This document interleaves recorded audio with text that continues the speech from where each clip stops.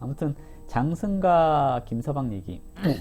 귀신을 본다 또는 그 뭐지 혹시 흔히 말하는 미신이라는 거에 빠져 있다 이런 사람들한테 참 좋은 얘기죠. 어떤 의미냐면 그런 거예요. 어느 동네에 항상 동네마다 옛날에는 진입구에 그 장승을 세워놨잖아요. 근데 장승을 세워놨는데 그 장승이 있는 마을에 큰 비가 내려서 홍수가 났대요. 그래서 그 개울에 다리가 있었는데 다리가 무너졌대요. 다리가 무너졌는데 지나가던 박서방이 다리가 무너져서 못 건너겠는데 하고 쓱 보니까 장승이 있더래요. 그래서 장승을 확 발로 차갖고 무너뜨려 가지고 그 장승을 다리로 만들어서 밟고 갔대요.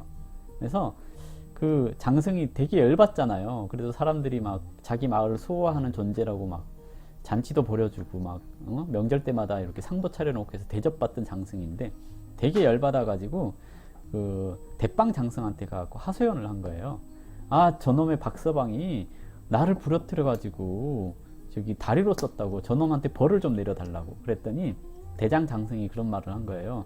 저 박서방은 네가 벌을 아무리 줘도 그냥 단지 재수가 없었을 뿐이라고 생각을 할 거고 어디 하나 부러져도 자기가 부주의해서 다리가 부러졌을 거라고 생각을 할 거다. 그러니까 저놈한테 벌 줘봐야 아무 효과가 없으니까 저기 김서방한테 가가지고 꿈에 나타나서 장승 다시 세워놓고 위로하게끔 상도 좀 차려놓고 그러라고 내가 현몽하게 해줄게 라고 얘기를 한 거거든요.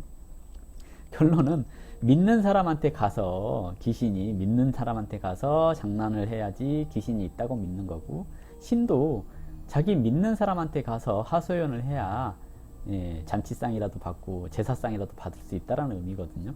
박서방은 아무리 갔다가 들이밀어도 천벌을 내려도 그것을 내가 천벌 받았다고 생각하지 않고 그냥 단지 그 순간에 내가 부주의해서 다쳤을 거다라고 생각을 할 뿐이라는 거거든요.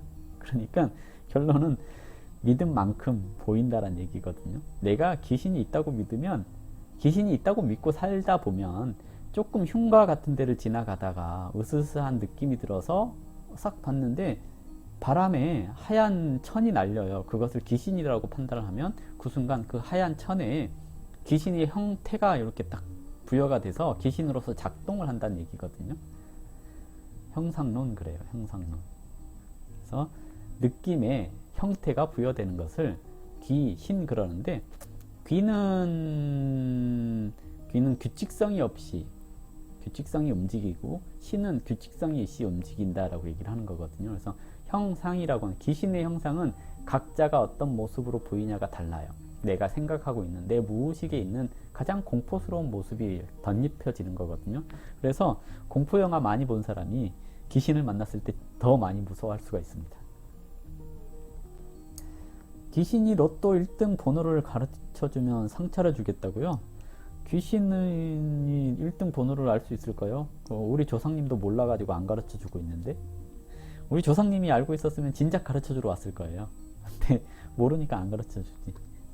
예전에 만화 중에 그런 게 있었거든요. 조상이 이렇게 자기 후손한테 현몽해서 로또 번호를 알려줬는데 당첨이 안 된 거예요. 그랬더니 조상이 틀렸네 막 이런 거. 조상들로 찍어서 알려준다는 거. 보면은 예쁘다님 조상 중에 벼슬에 실증 나서 귀향하면서 대나무를 많이 심었대요. 대나무 밭인데 귀신이 많나요? 라고 했는데요. 사실은 대나무가 귀신이 많고 그런 음습한 이미지가 아니에요. 대나무 자체가. 근데 그 대나무가 하나 이렇게 생기면 뿌리가 계속 연결되어 있어가지고 잘라도 없어지지 않고 그런 면이 있죠. 풍수상으로 봤을 때 대나무를 많이 이용을 하거든요. 흉물이 보여지는 위치에 대나무를 심어서 그 흉물을 방위하는 그런 풍수적인 처방을 써요.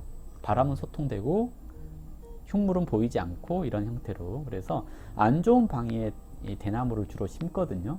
근데 대나무가 흉물처럼 인식되는, 그러니까 집단 무의식이 형성된 이유는 전설의 고향 때문에 그렇죠. 전설의 고향.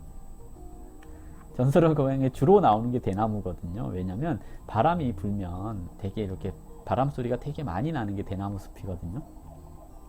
그래서 대나무가 흉물은 아니에요. 대나무가 흉물은 아니에요.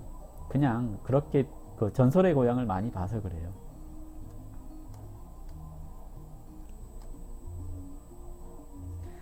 대나무 풍수처방에서 흉물로 쓰지를 않으니까 그게 흉하다고 보지는 않을 거예요. 대나무가 양의 상징이거든요, 사실은. 양기예요, 양기. 굵직하게 위로 뻗어 올라가잖아요.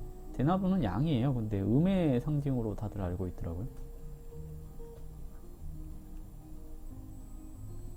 이제 그러니까 형상론이라고 하잖아요. 형상론. 자기가 알고 있는 느낌에 형태가 부여되는 거거든요. 그 형태가 주로 이렇게 대나무 밭에서 벌어지는 안 좋은 일들, 이런 것들 때문에 그렇게 작용을 하는 거죠. 대나무가 얼마나 양기가 강한데